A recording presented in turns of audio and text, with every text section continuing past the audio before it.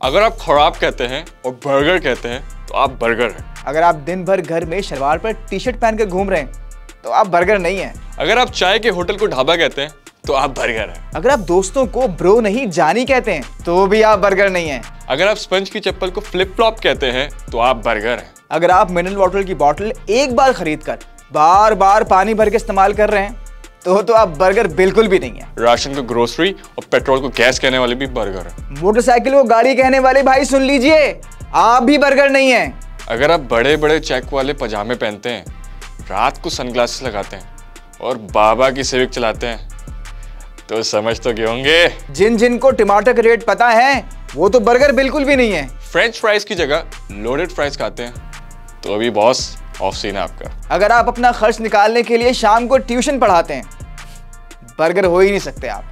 अगर आप जिंदगी में कभी पब्लिक ट्रांसपोर्ट पे नहीं बैठे तो भी आप बर्गर हैं। अगर आप लड़के हैं और लड़कों से ज्यादा लड़कियों के साथ हैंग आउट कर रहे हैं तो बॉस बर्गर है। टमाटर क्या भाव चल रहा है पता है? बर्गर नहीं हो बॉस तुम फिर।